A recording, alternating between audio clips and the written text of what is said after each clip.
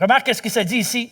Sur ma couche pendant les nuits, j'ai cherché celui que mon cœur aime. Je l'ai cherché et je ne l'ai point trouvé. Je me lèverai, je le ferai tour de la ville, dans les rues et sur les places. Je chercherai, je fais un effort. Je cherche partout celui que mon cœur aime. Je l'ai cherché. À peine les avais-je passés que j'ai trouvé celui que mon cœur aime. Je l'ai saisi et je ne l'ai point lâché. Ça vaut la peine de répéter. Je l'ai saisi et je n'ai point lâché. Ça parle de détermination, persistance, l'effort de garder le mariage intact. Je sais que votre mariage a été fait au ciel, mais il faut qu'il soit vécu sur la terre. Donc, la nécessité du travail pour que le mariage fonctionne. Comme dans tous les domaines de la vie, et pour tout, partout, je veux dire tout. Un bon mariage qui dure n'arrive pas par hasard ou par un miracle ou sans un effort de la part des deux personnes. Car même être chrétien ne nous garantit pas un mariage heureux sans l'effort. Le succès d'un mariage est plus que prier une prière, confiez votre mariage au Seigneur et tout va se régler. La Bible ne réduit pas les choses complexes comme le mariage à des simples prescriptions ou méthodes comme cela. Et par le travail, je veux dire quoi? L'attention aux détails, le sacrifice, l'effort de faire ce qui est nécessaire pour que ça réussisse, pour que votre conjoint soit comblé, valorisé, bien et relativement heureux. Encore une fois, je l'ai saisi et je ne l'ai point lâché. C'est tellement bien dit ça. Je lâche jamais dans mes efforts pour que notre mariage fonctionne. Est-ce que je peux entendre un amen à cela? Je l'ai saisi et je lâche pas. Seigneur, donne-nous des hommes et des femmes qui ne lâchent jamais dans leur effort et leur travail pour rendre le mariage agréable. Est-ce que je peux entendre un amen à cela? Je l'ai saisi et je lâche pas. Je lâche pas. Comme dit John Eldridge dans son livre Indomptable, il est plus facile pour un homme de masturber seul dans un coin devant un écran que de trouver une façon d'attirer et romantiser son épouse. Il est plus facile de garder la pornographie que de faire l'effort d'aimer son épouse émotionnellement et sexuellement. Et la même chose pour la femme. Le travail de se rendre désireuse, intéressante pour son mari demande un effort. Quelqu'un a déjà comparé la romance à un fer de repasser. Il faut la brancher et attendre qu'elle se réchauffe tranquillement. Le seul problème, c'est qu'il y a beaucoup d'hommes qui ont la misère à trouver la prise.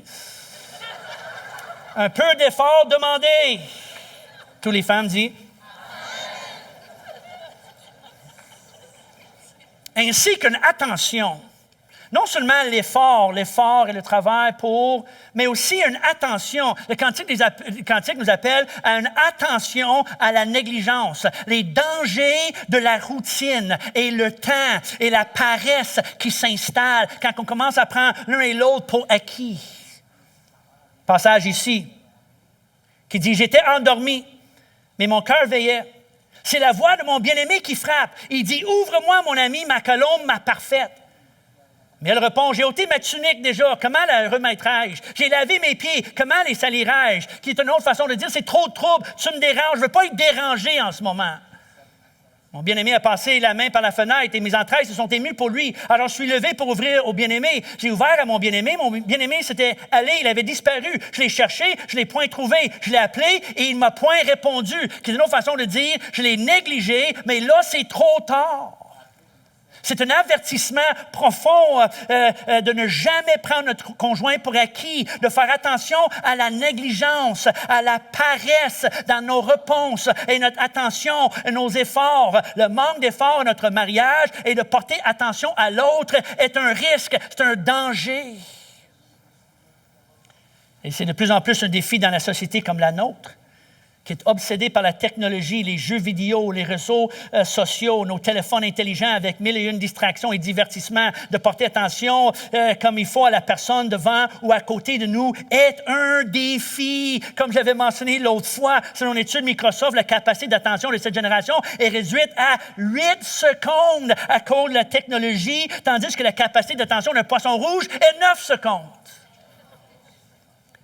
C'est un défi tellement de bruit et de son puis de distraction qui peut nuire justement à notre attention, à l'effort qu'on porte à l'autre. Et il faut faire attention. Ce petit passage-là est riche parce qu'il dit attention à la négligence, attention à la paresse, attention à prendre pour acquis et à la routine avant que ça soit trop tard. Là, j'ai répondu, mais c'était trop tard. Est-ce que vous me suivez? Ça me fait penser au chant de Bruno Mars, appelé Another Man, qui justement exprime le regret de sa négligence et ignorance envers son épouse, envers sa femme. C'est quelques-unes de ces paroles traduites en français. « Trop jeune, trop bête pour comprendre que j'aurais dû t'acheter des fleurs, te tenir la main, passer du temps avec toi quand j'en avais l'occasion, te mener à tous les fêtes, parce que tout ce que tu voulais, c'était danser. Bon, maintenant, tu danses, mais avec un autre homme. Ma fierté, mon orgueil, mes besoins, mon égoïsme ont poussé cette femme forte et précieuse que tu es à sortir de ma vie.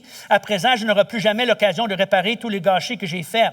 Et ça me hante chaque fois que je ferme les yeux. Même si ça fait mal, je serai le premier à dire que j'avais tort. Oh, je sais que c'est probablement trop tard pour essayer de m'excuser pour mes erreurs. Mais je veux juste que tu saches, j'espère qu'il t'achète des fleurs, j'espère qu'il te tient la main, qu'il passe du temps avec toi dès qu'il en a l'occasion, qu'il t'amène à toutes les fêtes parce que je me souviens combien tu aimais danser. J'espère qu'il fait tout ce que j'aurais dû quand j'étais ton homme. » Et la phrase clé ici est « j'aurais dû », mais là, c'était trop tard. Mais combien sont d'accord qu'il n'est pas trop tard pour que le « j'aurais dû » soit transformé en « je vais communiquer, je vais porter plus d'attention, je vais écouter, je vais faire un meilleur effort, je vais rendre mon mariage agréable et amusant même. » Est-ce que je peux entendre un amen à cela?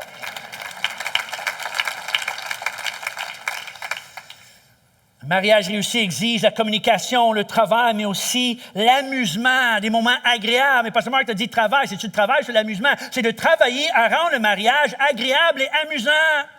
J'appelle ça le principe « have fun ». Amusez-vous.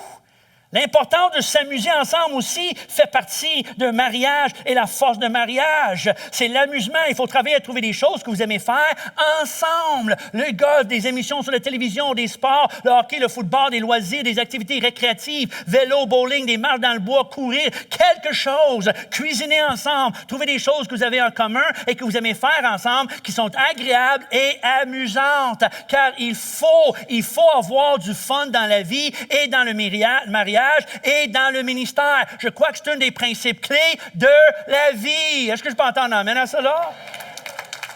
La vie est trop courte pour prendre tout tellement au sérieux et ne pas avoir du plaisir, pour ne pas rire de temps en temps et avoir du fun ensemble. Alors, travailler à avoir du fun.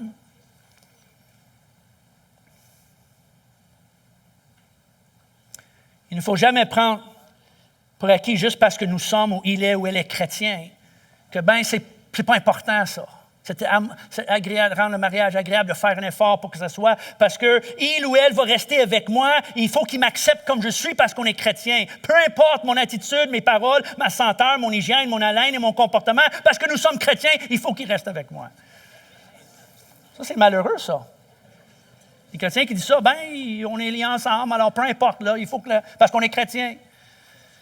Est-ce que votre mariage peut être décrit comme une bénédiction à vie ou une sentence à vie? Parce que moi, je trouve les personnes les plus cruelles et méchantes sont les mauvais conjoints qui rendent la vie désagréable et non pas agréable pour l'autre parce qu'on est ensemble pour le reste de nos jours. Alors, rendez ces jours-là agréables, amusants, bien, valorisants. Have fun!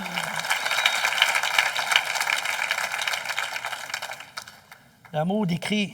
L'amour qui est fort, l'amour divin, God love, comme décrit dans le Cantique des Cantiques, est notre amour exprimé par la bonne communication, par l'effort, par les moments agréables, ainsi que par la romance. La romance. On ne peut pas jeter un regard sur le Cantique des Cantiques sans parler de la romance, car le Cantique des Cantiques est une célébration de la sexualité, une célébration de la romance, comme c'est l'idée de Dieu. La romance, la sexualité fait partie du mariage. Vous connaissez, c'est quoi la différence entre une femme célibataire et une femme mariée? Une femme célibataire, elle rentre dans la maison tard le soir, elle ouvre la porte du frigo, elle regarde puis elle dit « je vais aller me coucher ». Une femme mariée rentre tard le soir, elle ouvre la porte de sa chambre, elle voit son mari puis elle dit « je vais aller me manger ». C'est pas nécessaire que ça soit comme ça.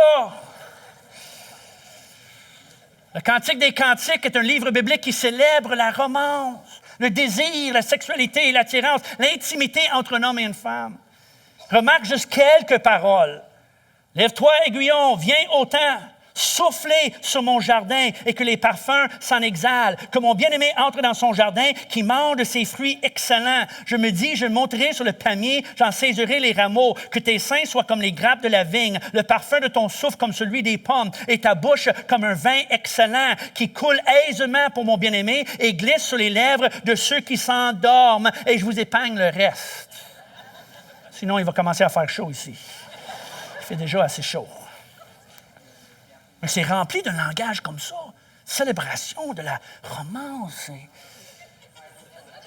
sexualité. Il y a une raison pour laquelle l'industrie sexuelle est une industrie multimilliardaire à chaque année, parce que la sexualité est importante. C'est l'idée de Dieu. Et c'est agréable. C'est pour cela que nous disons que le sexe et le golf avons au moins une chose en commun. Malgré une mauvaise performance, on a toujours le goût de recommencer.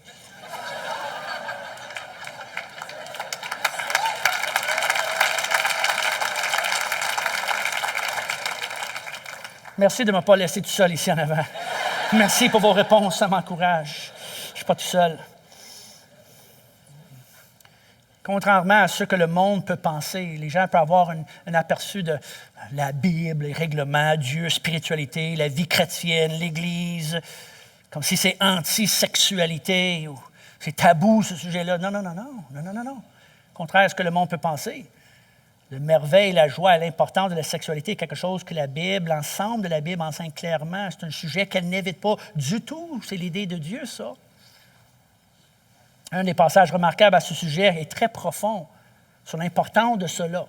Dans un couple, c'est l'apôtre Paul en 1 Corinthiens 7, quand il dit que chacun ait sa femme et que chaque femme ait son mari. Il parle évidemment d'un contexte de mariage, hommes et femmes mariés ensemble.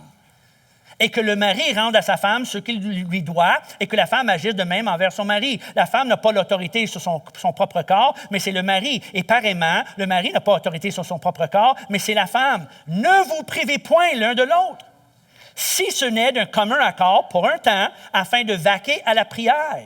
Puis retournez ensemble, de peur que Satan ne vous tente par votre incontinence, par votre manque de contrôle. Moi, je serais curieux de savoir combien d'hommes ont déjà servi de ce passage pour encourager leur épouse à prier. Chérie, ça serait bien qu'on mette du temps à part pour vaquer à la prière. Et Paul ici décrit les deux éléments essentiels pour un mariage en santé et pour un mariage solide. C'est l'intimité avec Dieu et l'intimité avec notre conjoint. C'est la prière et la sexualité. Jésus a dit « Priez pour éviter la tentation ». L'apôtre Paul a dit « Priez, mais mariez-vous et cultive une bonne relation sexuelle en santé ». Puis avez-vous remarqué, il n'a pas dit « rien que la prière », c'est pas « rien que Dieu ». Il dit « c'est les deux ensemble ». Ne dit jamais, mais le sexe n'est plus important quand nous avons Dieu. C'est pas ça que l'apôtre Paul dit, comme si la prière remplace la sexualité ou que notre relation intime avec Dieu remplace une relation intime avec notre conjoint. C'est malheureux de voir des personnes tellement spirituelles qui négligent leur conjoint, comme si la spiritualité pour remplacer la vie de couple, où il prend pour acquis le mariage et la sexualité, où il se laisse aller. Nous, on est chrétiens, alors rien ne peut nous arriver, mon conjoint est pris avec moi. Ça, c'est une perspective malsaine du mariage, c'est contre-productif. Dieu ne peut pas remplacer votre mari ou votre femme, votre conjoint, et il ne le désire pas non plus. Adam était avec Dieu, et Dieu a dit quoi? Il n'est pas bien que l'homme soit seul. Il était avec Dieu. Mais l'homme a des besoins que même Dieu ne peut pas combler. Dieu comble une partie et notre conjoint comble l'autre partie. C'est un travail d'équipe.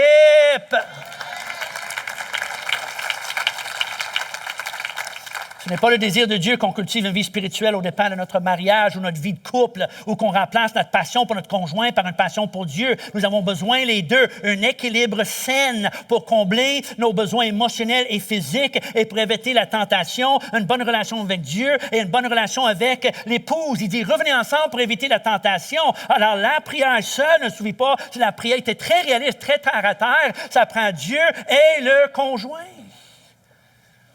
Cantique des cantiques C'est une célébration, justement, de cette intimité, de la sexualité, de la romance, le couple, l'amour. Ça décrit les délices et les merveilles de l'intimité avec extase et très sensoriel, avec le touche, les sens, entend, voix. Ça parle des différentes parties du corps avec excitation. Je n'ai pas déjà entendu le chant de John Mayer, « Your body is a wonderland », ça aurait pu être le titre de Cantique des Cantiques.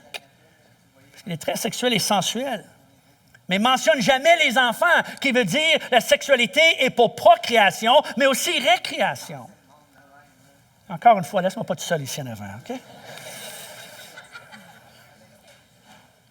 Mais, entre un homme et une femme mariés, c'est tellement merveilleux que tout ce que ça décrit là est pour un homme et une femme mariés. Mariés légalement, socialement, actuellement, mariés. C'est trop merveilleux pour vivre à l'extérieur du mariage. On est une église chrétienne, on est une église qui croit à la parole de Dieu, et la parole de Dieu parle du mariage, et le couple et la sexualité, c'est l'idée de Dieu, mais moderne ou pas, ça change jamais. La sexualité, c'est à l'intérieur d'un mariage entre un homme et une femme mariés. Il faut juste être clair là-dessus.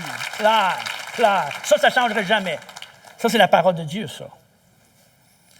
Qui nous amène justement à l'autre passage, je termine dans quelques instants. L'intégrité. L'intégrité, justement. C'est un mariage, c'est un vœu. It's a commitment. Regarde ce qu'elle dit ici. « Je suis à mon bien-aimé et mon bien-aimé est à moi. Une seule est ma colombe, ma parfaite. Elle est l'unique, la préférée. » Il y a une raison pourquoi, bibliquement et historiquement, il faut qu'un couple échange des vœux de mariage devant des témoins en plus. Si le mariage et l'amour étaient faciles, il n'y aurait pas besoin pour des engagements et des promesses. Mais on promet l'amour et la fidélité devant Dieu et des témoins parce qu'il arrive des fois que c'est seulement notre intégrité qui nous garde en place. On ne peut pas toujours se fier sur nos sentiments. Parfois, il faut qu'on se fie sur notre intégrité. J'ai fait une promesse, alors je n'ai pas le choix que de la respecter. Parce qu'Ecclésiaste dit, si tu fais un vœu à Dieu, accomplis le vœu que tu as fait. Alors, le mariage n'est pas lié ou protégé par nos sentiments, mais par notre engagement. Des vœux de mariage. Vous vous souvenez de vos vœux? Honorer l'un et l'autre, consoler l'un et l'autre, chérir l'un et l'autre, vous garder exclusivement l'un pour l'autre et surtout aimer l'un et l'autre. Aimer quand ça vous tente, quand ça va bien, quand les sentiments sont présents et les circonstances idéales. Non, aimer en tout temps et pour toujours avec cet amour agapé, la flamme de l'Éternel, l'amour qui est fort comme décrit dans le Cantique des Cantiques, pour toujours. C'est pour cela que les vœux ajoutent dans les bons et les mauvais jours, la santé, la maladie, la pauvreté, la détresse. Ça veut dire que ça va bien ou que ça va mal. Les vœux de mariage ne sont pas seulement des belles paroles poétiques, romantiques, sentimentales. Ce sont des promesses, des vœux, une alliance pour la vie qui garantit que vous n'allez pas changer d'idée en cours de route, peu importe comment que vous vous ressentez. Puis en plus, ils ne sont pas seulement des paroles de fidélité passive qui promettent tout simplement de demeurer avec la personne, non. C'est pas, mais je reste avec toi parce que la Bible me demande, mais mon cœur est déjà parti. Non, ce n'est pas un mariage, ça. Ni l'essence des vœux que vous avez pris. Car les vœux sont actifs, non pas passifs. C'est une promesse d'un amour en action qui pense à l'autre, chérit l'autre, qui va tout faire que l'autre soit béni, comblé, valorisé, sécurisé. C'est l'amour en action. Puis en terminant, bonus, deux autres petites affaires. Pour faire un mariage réussi, ça prend aussi la patience et le pardon. La patience, ce que mon épouse appelle l'endurance. Encore, la vie est trop courte pour des chicanes banales. Je crois que la patience va main dans la main avec le pardon, ce qu'on appelle en anglais « short-term memory ». Non pas seulement pardonner pour des incidents précis dans le passé, mais juste pardonner l'autre pour ne pas être parfait. That's it. Il n'y a personne qui est parfait. Il faut en partant pardonner l'autre pour être humain, pour l'imperfection des êtres humains et de la vie en général. Le pardon général pour qui l'autre est, pour ses habitudes, ses manquements, ses erreurs, ses phobies, ses humeurs, son bagage, pour ne pas être parfait comme Jésus. Juste les imperfections. Vous savez qu'une femme marie un homme en espérant qu'il change, mais il ne change pas. Un homme marie une femme en espérant qu'elle ne change jamais, mais elle change. Et c'est pour cette raison qu'il faut tous une bonne dose de patience et de pardon à tous les jours. Et un amour qui est fort, un amour qui pardonne, un amour qui communique, un amour qui aime, un amour excitant, un amour qui rend le mariage agréable, un amour qui fait un effort, un amour qui est là pour la personne. S'il vous plaît, dans les séries sur la famille moderne, qu'on entend des principes sur ça, puis des principes sur ci, puis des principes sur l'autre, puis toucher tous les aspects de la famille moderne et les enfants, le mariage et tout ça. Ne prenez jamais note en disant, ben oui, ça c'est bon pour elle, oui, ça c'est bon pour lui. Et t'as entendu qu'est-ce qu'il a dit, il faut que tu sois comme ça, il faut que tu sois comme ci et tout ça. Là. Il ne faut pas jamais faire ça. Il faut dire, avant de dire, il faut que vous soyez, dites, il faut que moi je sois. Il faut que moi je sois. Il faut appliquer ça à soi avant d'attendre ça de l'autre. Est-ce que vous me suivez? N'attendez pas que votre conjoint soit cette personne, mais soyez cette personne, vous. Parce que moi, je crois depuis longtemps que trouver la bonne personne à marier est beaucoup moins important que être la bonne personne. Être la bonne personne. Tout le monde parle de trouver la bonne personne. Il faut trouver la personne que Dieu a pour moi. Il faut trouver la bonne... OK, oui, mais ce n'est pas trouver la bonne personne qui est important, c'est d'être la bonne personne. J'ai écrit ça, j'invite les musiciens en avant. Je termine dans un instant, j'aimerais prier pour vous. J'ai écrit aux hommes dans la parole d'homme les lundis matins qui t'envoient des milliers d'hommes. Il y a quelques années, juste une petite pensée comme ça, là. Je suis de plus en plus convaincu que le succès du mariage vient moins du fait de trouver la bonne personne que de celui être la bonne personne. En tant qu'homme marié, parce que j'adresse les hommes dans la parole d'homme, mais ça s'applique aux femmes aussi. En tant qu'homme marié, je dois moins me demander si cette femme est vraiment la bonne personne pour moi et plus souvent me questionner sur ce que je pourrais faire pour être l'homme que ma femme peut non seulement aimer, mais aussi admirer. À mon sens, la Bible ne se prononce pas beaucoup sur la personne à épouser ou sur l'importance absolue de trouver la bonne personne. Par contre, elle dit long sur la façon de se comporter après que nous soyons mariés. Selon moi, les gens consacrent beaucoup de temps à la prière, à la réflexion, au questionnement, aux tensions par rapport au choix du futur conjoint et parfois peu d'efforts à la façon de préserver un mariage heureux une fois que la grande journée est passée. Accorder plus d'attention, d'efforts et de prière après la cérémonie qu'avant serait peut-être un remède pour beaucoup de couples. Je comprends que le divorce est parfois inévitable et j'ai de la compassion pour ceux qui le vivent et qui sont passés par là. Toutefois, nous ne devons jamais nous servir de la piètre et fausse excuse lassante de ne pas avoir épousé la bonne femme ou encore prétendre que cette femme ne représente pas la volonté de Dieu pour nous. Nous devons plutôt nous assurer dès maintenant d'être des hommes dignes de la confiance et de l'affection de nos épouses, dont des hommes forts, courageux, intègres, intéressants, fidèles, confiants et responsables. Rien que ça. Combien sont prêts pour ça, être la bonne personne? Puis évidemment, dans toute relation et tout couple et toute famille, évidemment, il y a la présence de Dieu, il y a la parole de Dieu, il y a l'aide du Saint-Esprit, il y a toujours le secours de la prière, que Dieu est là pour aider et secourir. Et ma prière pour moi, pour vous, c'est Seigneur, rends-nous les bonnes personnes. Rends-nous les femmes, les hommes, Seigneur, qui sont les bonnes personnes, qui démontrent et expriment cet amour puissant et fort et excitant et vibrant et dynamique. Seigneur, donne-nous les couples qui connaissent cet amour, qui peut passer à travers n'importe quelle tempête, n'importe quelle attaque, Seigneur, n'importe quel défi ou pression. C'est cet amour-là qu'on réclame ensemble aujourd'hui pour nous, pour les couples de l'Église Nouvelle Vie, pour nos amis, pour nos parents, pour nos frères, nos sœurs, nos enfants, les jeunes couples qui vont se marier cet été. Seigneur, donne-nous des couples qui connaissent l'amour qui est fort, qui est puissant, qui est la flamme de Yahweh, qui est divin. God love, agapé, ça va nous garder intacts. On ne va jamais lâcher. On va toujours saisir et on peut passer à travers n'importe quoi. Et c'est disponible pour nous en 2018. Comment levons-nous tous ensemble? Donnez une bonne main d'applaudissement au Seigneur pour l'amour qui est fort, qui est puissant, qui est le feu et la flamme de l'Éternel, qui est la nôtre par la puissance du Saint-Esprit. Si vous êtes ici en couple ce matin, j'aimerais avoir le privilège de prier pour vous. Je ne vous appelle pas en avant.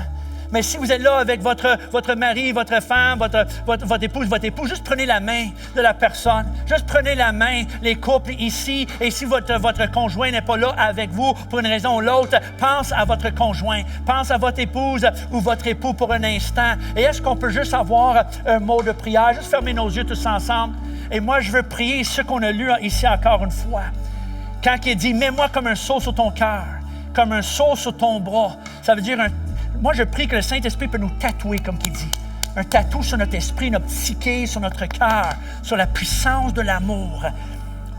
L'amour est fort. Ses ardeurs sont des ardeurs de feu, une flamme de l'Éternel. Les grands eaux ne peuvent éteindre l'amour et les fleuves ne submergent jamais. Ça veut dire que ça peut passer à travers n'importe quoi, n'importe quelle tempête. Et c'est la prière pour vous, pour nous et pour toutes les personnes que vous représentez. Il y a des centaines et centaines, ce n'est pas des milliers d'autres couples qui ne sont pas là ce matin. Et vous représentez tous ces couples-là.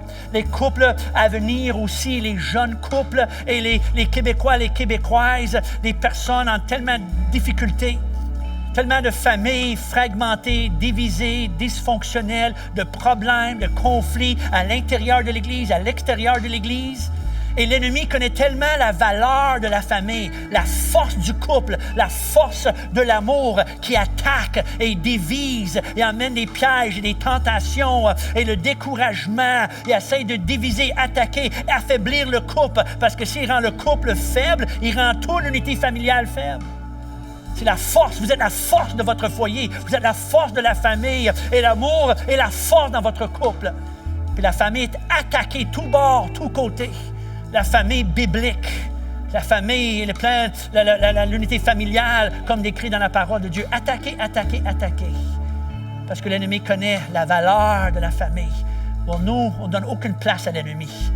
Nous, on veut faire face. Nous, on vient à l'encontre de cela. Puis on réclame l'amour et la grâce et l'aide de Dieu. Et c'est pour ça que nous avons tous les services et l'aide, l'équipe pastorale et des réunions, les temps de prière et tout ça. Parce que nous voulons que votre maison soit un refuge, une oasis. Que la shalom de Dieu, le bien-être général demeure sur vous, votre couple et votre foyer. Est-ce que vous êtes avec moi? Hein? Est-ce qu'on peut lever nos mains vers le Seigneur? Comment j'aimerais savoir un mot de prière. Seigneur, on reçoit au nom de Jésus le feu de l'Éternel, l'amour de l'Éternel, l'amour agapé, God love divin, cet amour qui est dynamique et vibrant et excitant et actif, qui s'exprime, qui se manifeste de tous les jours dans les petits gestes, les grands gestes, dans nos paroles, notre communication, quand on sort, quand on rentre, 24 heures par jour, 7 jours par semaine. Je réclame le feu de l'Éternel, l'amour qui est fort, l'amour qui protège, l'amour qui garde dans la tempête et les attaques de l'ennemi. Bénis chaque couple dans cette salle, bénis les futurs couples, Seigneur, bénis ceux qui sont à la recherche d'un couple et d'un mariage, et nous être des bonnes personnes, les bonhommes et les bonnes femmes, Seigneur, selon ta parole pour le mariage. Et je réclame ta bénédiction sur toutes les autres personnes, Seigneur, qui ne sont pas là ce matin. Je réclame, Seigneur, la prévention, la protection, la bénédiction sur la famille, l'unité familiale de l'Église et l'extérieur de l'Église. Seigneur, la force et la puissance de ton amour, on le réclame selon ta parole, au nom de Jésus, par une action surnaturelle de ton Saint-Esprit. Et nous allons vivre les sentiments de cet amour, mais plus que ça, nous allons mettre en action cet amour à partir d'aujourd'hui, au nom de Jésus. Et tout le monde dit Amen. Amen. Comment une bonne main d'applaudissement au Seigneur. On veut pousser un cri de joie.